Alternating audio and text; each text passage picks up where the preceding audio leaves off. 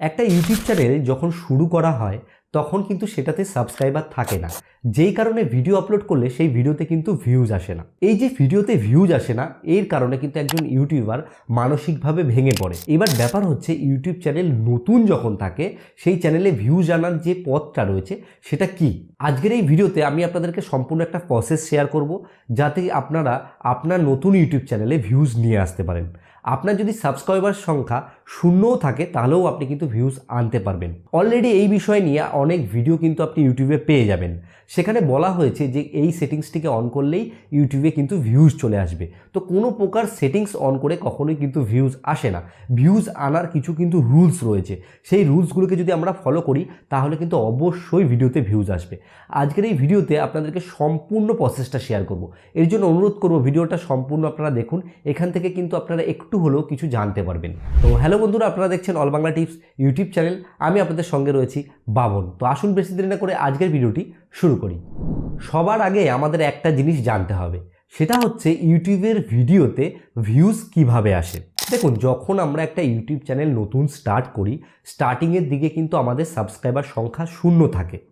এবার আমরা কি করি, যে ভিডিও আপলোড করি চ্যানেলে, একটা দুটো তিনটে এরকম করে ভিডিও আপলোড করা স্টার্ট করি।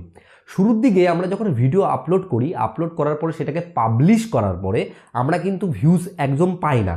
তখন কি করি, সেই ভিডিওগুলোকে আমাদের যেসব রিলেটিভ রয়েছে, বন্ধুবান্ধব রয়েছে, তাদেরকে শেয়ার করি যে দেখ, আমি একটা ইউটিউব চ্যানেল খুলেছি, আমি এই টাইপের ভিডিও তৈরি করছি, তোরা চাইলে দেখতে পারিস।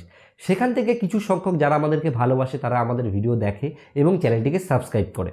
এরকম করে যখন আমরা প্রতিনিয়ত কাজ করা স্টার্ট করি, একটা সময় গিয়ে কিছুদিন পর, এক সপ্তাহ বা 2 সপ্তাহ পরে কিন্তু চ্যানেলে 100 থেকে 150 সাবস্ক্রাইবার পরিচিত এদিক ওদিক করে হয়ে যায়। এই যে 1 থেকে 150 সাবস্ক্রাইবার আমাদের তৈরি হলো, এই সাবস্ক্রাইবারটাকেই কিন্তু কাজে লাগাতে হয় স্টার্টিংয়ের দিকে। কিভাবে কাজে লাগাতে হয়, যে দেখুন, 100 জন যে আপনাকে সাবস্ক্রাইব করলো তারা কিন্তু প্রত্যেকে ইউটিউবে অ্যাক্টিভ। এবার আগে যে ভিডিওগুলো আপনি তৈরি করেছেন সেগুলোতে ভিউজের আশা করলে কিন্তু হবে না। এখন নতুন আপনি যে ভিডিওটা তৈরি করবেন সেটাতে আপনাকে ভিউজের প্ল্যান করতে হবে। কি করতে হবে, আপনাকে কন্টেন্ট তৈরি করা স্টার্ট করে দিতে হবে। মানে আপনি আজকে ভিডিও দিলেন, এরপর থেকে আপনি কিন্তু সেই ভিডিওটাকে দেওয়ার পরে শেয়ার করবেন না।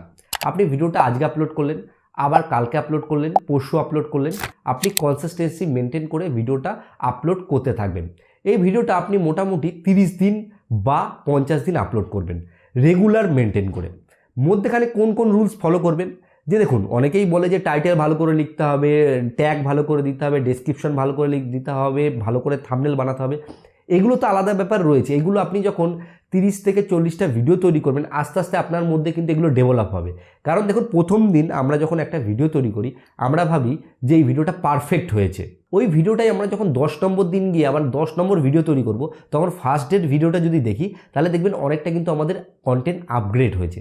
তো আমরা যদি একটা টাস্ক ফিক্স করি যে আমরা 50টা, 30টা বা 40টা ভিডিও তৈরি করব, তাহলে কিন্তু সময়ের সাথে সাথে সেটা ইমপ্রুভ হবে। এবার চলে আসি সরাসরি ভিউজটা কীভাবে আসবে। দেখুন, এই যে 50টা ভিডিও আপনি তৈরি করবেন, 50টাই নিশ্চয়ই একরকম টপিকে তৈরি করবেন না, বিভিন্ন রকম টপিক চেঞ্জ হবে। এই যে 50টা ভিডিও আপনি কনসিস্টেন্সি মেনটেন করে আপলোড করছেন, তার মধ্যে একটা না একটা ভিডিও 400, 500 বা 1000 বা 1500 ভিউজ কিন্তু অবশ্যই হবে। যখন আপনার একটা ভিডিওতে ভালো পরিমাণে ভিউজ আসবে, তখন আপনি ওই ভিডিওটাকে ভালো করে অ্যানালাইজ করবেন যে কিসের মাধ্যমে ভিউজটা এসছে। ব্রাউজার ফিচারের মাধ্যমে এসছে, সাজেস্টের মাধ্যমে এসছে, নাকি সার্চের মাধ্যমে এসছে। যেই মাধ্যমে মানুষ আপনার চ্যানেলে প্রবেশ করেছে, সেই রিলেটেড নেক্সট আপনাকে কন্টেন্ট তৈরি করতে হবে, আরও বেশি এফর্ট দিয়ে তৈরি করতে হবে। কারণ কি, কারণ ইউটিউবের একটা রুলস আছে। আপনি যখন ইউটিউবে কোনো ভিডিও আপলোড করে পাবলিশ বাটনে ক্লিক করবেন, ইউটিউব কি করবে, যে আপনার যে সাবস্ক্রাইবার সংখ্যা রয়েছে তাদের কাছে নোটিফিকেশান পাঠাবে, এবং তারা যারা নোটিফিকেশান যাদের কাছে পৌঁছবে, তখন ওই তৎক্ষণাৎ যারা ওই নোটিফিকেশান দেখে আপনার ভিডিওটাকে দেখবে এবং ফুল ওয়াচ দেবে, তখন ইউটিউব কি করবে, বাকি আরও কিছু লোকের কাছে সাজেস্ট করবে ভিডিওটাকে। কিভাবে সাজেস্ট করবে, অন্য কারোর সেম রিলেটেড ভিডিওর নিচে সাজেস্ট করবে, কিংবা যে কারোর যে ব্রাউজার ফিচার রয়েছে বা ওই যখন ইউটিউব খোলে সেই হোমে দেখাবে তার আপনার ভিডিওটা। এবার যখন এই বিভিন্ন জায়গায় আপনার ভিডিওটাকে দেখানো হবে, সেখানে যদি থাম্বনেল ভালো হয়, ভিডিওর মানে ভেতরে যে কন্টেন্ট রয়েছে সেটা ভালো হয়, সেক্ষেত্রে কী হবে, অনেকেই আপনার ভিডিও দেখবে। যখন আপনার ভিডিও দেখার সংখ্যা বৃদ্ধি পাবে বা ভিডিও দেখার যে ডিউরেশনটা বা টাইমটা বেশি দেখবে মানুষে, তখন কিন্তু ইউটিউব আরও বেশি লোকের কাছে আপনার ভিডিওটাকে প্রমোট করবে। তখন কি হবে, অর্গানিকভাবে আপনার ভিডিওতে ভিউজ আসা স্টার্টও করবে। এবার ব্যাপার হচ্ছে কি, আপনি হয়তো ভাবতে পারেন যে এক লাফেই কি আমি এই জিনিসটা করে ফেলতে পারবো? এক লাফে কোনো দিন হয় না। যে কোনো ইউটিউবারকে দেখুন, এই যে আমি ইউটিউবে কাজ করছি, আমি ভিডিও আপলোড করি, আমার ভিডিওতেও যে হিউজ পরিমাণে আমি ভিউজ নিয়ে আসতে পারি তা কিন্তু নয়।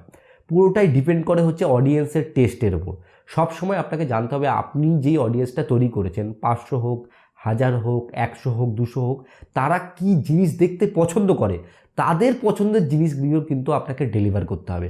আর আরেকটা জিনিস আপনাদেরকে আমি সাজেশন দিতে চাই, সেটা হচ্ছে আপনি যখন ভিডিও তৈরি করবেন তখন হচ্ছে গিয়ে আপনাকে আপনার ভিডিওতে হুক ইউজ করতে হবে। হুক বলতে কি, যে ধরুন মাছ ধরার জন্য কি করা হয়, এক ধরনের হুক ইউজ করে, যে হুকের মাধ্যমে মাছটাকে কিন্তু ফাঁসিয়ে তুলে নেওয়া হয়।